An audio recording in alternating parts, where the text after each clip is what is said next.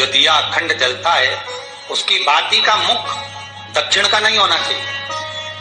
अगर आपने देवी भागवत का स्मरण करा हो, देवी भागवत को अगर सुना हो, तो देवी भागवत में स्पष्ट किया गया कि पूर्व की ओर मुख करा हुआ दिया अर्थात पूर्व की ओर ज्योत जो जलाई जाती है वो संपदा की वृद्धि करती है। पश्चिम की ओर मुख कर जो ज्योत लगाई जाती है महाराज वो वैभव को देती है, और उत्तर की ओर जो मुख कर ज्योत जलाई जाती है, उत्तर की ओर जो ज्योत का मुख रहता है वो आयु की वृद्धि करती है, घर में अकाल मौत को रोकती है।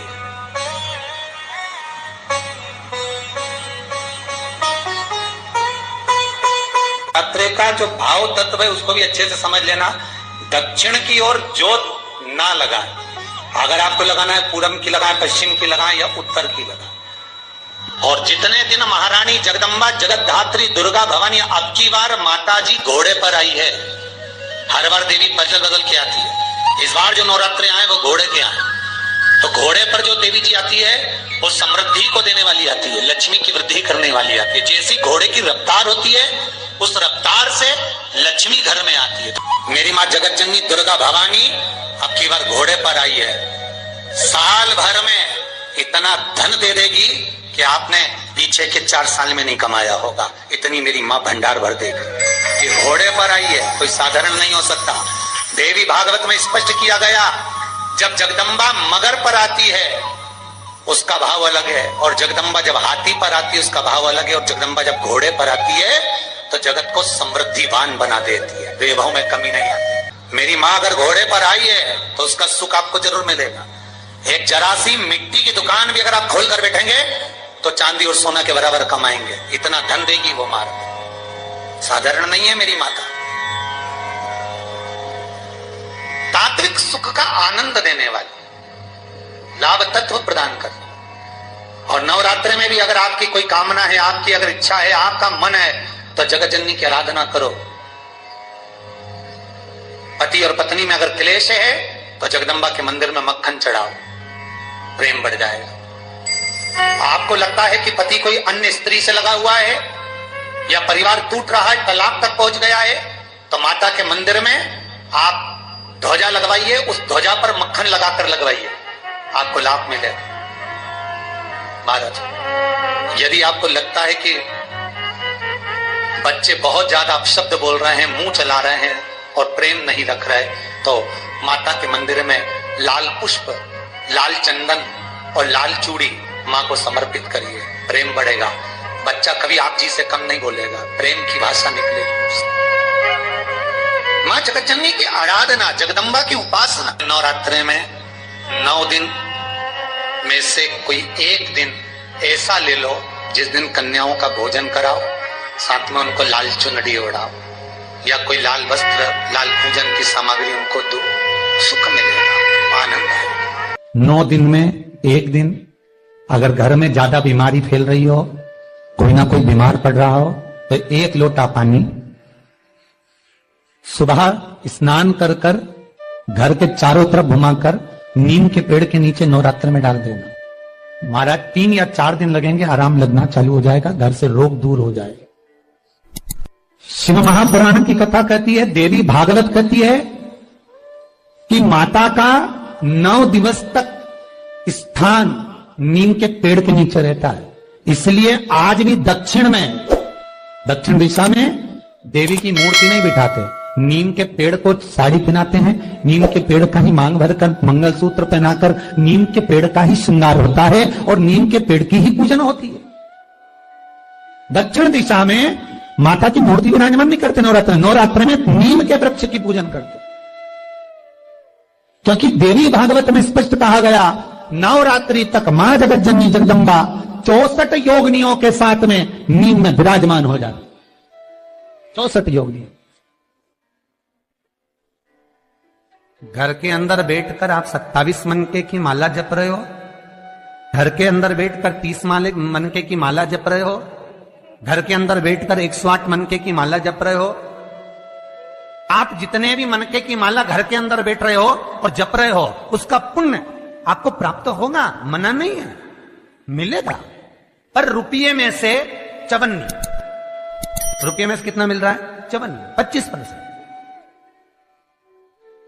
वही माला आप किसी मंदिर में, देवालय में, तीर्थ में जप रहे हो, उसका पुण्य मिलेगा केवल आधा, 50%, मात्र 50।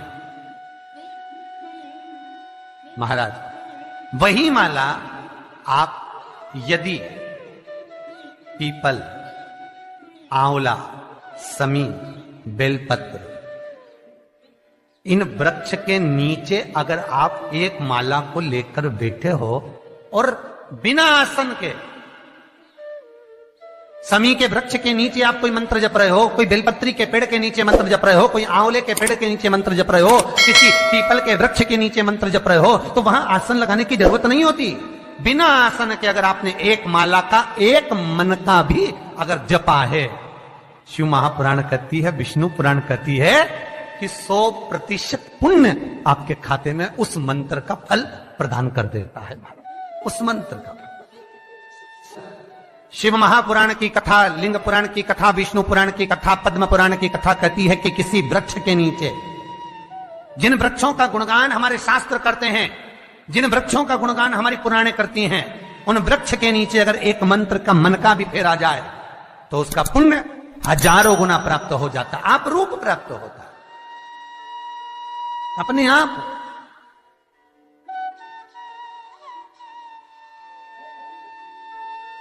आप जिस पुण्य को करना चाह रहे, मेरा बहुत निवेदन है महाराज, बहुत प्रयास करा करो, प्रयास करना। अगर हाथ के मनके की माला भी नहीं हो और किसी पीपल के पेड़ के नीचे 15 मिनट बैठने का मौका मिल गया, आंवले के वृक्ष के नीचे 5 मिनट बैठने का मौका मिल गया, किसी आंवले के वृक्ष के नीचे आप 5 मिनट बैठे हो, ओम नमो नारायण का मंत्र का स्मरण कर लो, ओम नमो भगवते वासुदेवाय का जाप कर लो, बस उसका फल 100 गुना, हजारों गुना प्राप्त हो जाता है। शमी के पेड़ के नीचे बैठे हो, श्री शिवाय नमस्तुभ्यम का जाप करिए, 100 गुना फल मिलेगा, 1000 गुना फल। बेलपत्री के पेड़ के नीचे गए हो, ओम नमः शिवाय ओम का जाप करिए, फल मिलेगा। उस फल को हमें पाना है। शिव जी का पहला पार्वती के साथ अवतारे काल और काली, महान काल और महाकाली, पहला अवतार। पर द्वार पर चप्पल पड़ी होने के कारणवश वो लौट कर चली जाती है। बहुत ध्यान दीजिएगा महाराज, थोड़ा सा आपको बुरा लगेगा, लग जाएगा, और शिव पुराण है, जीवन संवार देगी तो अच्छी बात है, जीवन संवार दे तो अच्छी बात। मंदिर के द्वार पर हम जब चप्पल छोड़ते हैं, जिस मंदिर की चौखट पर चप्पल छोड़ी है, आप जितनी देर आराधना में लगे रहते हैं, उतनी देर तक आपकी चप्पल पर जितने लोग लांग कर जाते हैं, जितने लोग लांग कर प्रवेश करते हैं, उसका भी दुख आपके भाग्य में आता चले जाता है। ध्यान दीजिएगा जरा, चप्पल का भविष्य पुराण में पढ़िएगा कभी की पादुका का महत्व क्या है, पादुका किस ओर उतारना चाहिए, पादुका को कहां रखना चाहिए। स्कंद पुराण कहती है, जिस व्यक्ति पर कर्जा बहुत ज्यादा मात्रा में हो जाता है और कर्जा चूकता नहीं है, आप बहुत प्रयास कर लिए, करोड़ों रुपए का कर्जा हो गया, यहां से लिया वहां दिया, वहां से उठाया वहां दिया, वहां से उठाया वहां दिया, तो निवेदन है कभी मौका लगे, कर्जा मुक्ति के लिए सारे वृक्षों में अगर कोई श्रेष्ठ वृक्ष माना गया है तो वो बट का वृक्ष माना गया महाराज। इसलिए प्रशासनिक कार्य के लिए, मानसिक टेंशन में, परेशानियों में बटकेश्वर महादेव का स्मरण किया जाए। और यदि निवेदन करूंगा, बहुत ज्यादा यदि आपको कर्जा हो गया है, बहुत ज्यादा कर्जा हो गया और वो कर्जा चूक ही नहीं रहा, तो थोड़े दिन बड़ के पेड़ के नीचे आप बटकेश्वर महादेव के लिए 1 लोटा पानी, उसमें थोड़ा सा पिसा हुआ चावल पीस के गला लेना, चावल को और पीस लेना, पीस के उस पानी में मिला लेना, और मिलाकर उसमें थोड़ी सी हल्दी पिसी हुई डालकर बटकेश्वर महादेव के नाम से बड़ के पेड़ के नीचे अपनी कामना कर कर, जो कर्जा हुआ है उस कर्जे का भान देते हुए, स्मरण देते हुए छोड़ दीजिए।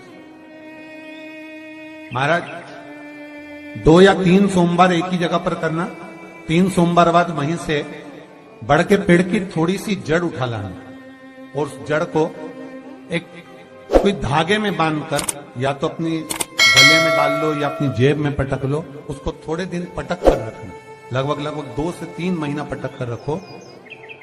वो जड़ जैसे बड़का पेड़ विस्तार होता है, पानी गिरे ना गिरे, जल वृष्टि हो ना हो, गर्मी पड़े ना पड़े, उसको कोई फर्क नहीं पड़ता, बड़का वृक्ष आप रूप फैलता जाता है, उसकी जड़ें अपने आप प्रबल होती है।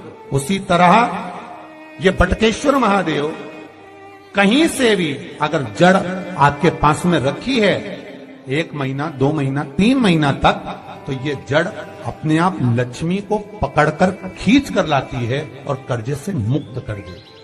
बटकेश्वर महादेव का स्मरण सुख का देना हो। बेलपत्री का वृक्ष किसका प्रतीक है? पार्वती का। नीम का वृक्ष किसका प्रतीक है? जगदम्बा का। जिस व्यक्ति को ब्लड प्रेशर की बीमारी रहती हो, ऊपर नीचे ब्लड प्रेशर होता रहता हो, तकलीफ भोग रहे हो, बहुत कष्ट में हो, बार बार पसीना आ जाए शरीर पर, कुछ ना करिए, 1 लोटा पानी भरो, 7 पत्ती नीम की डालना।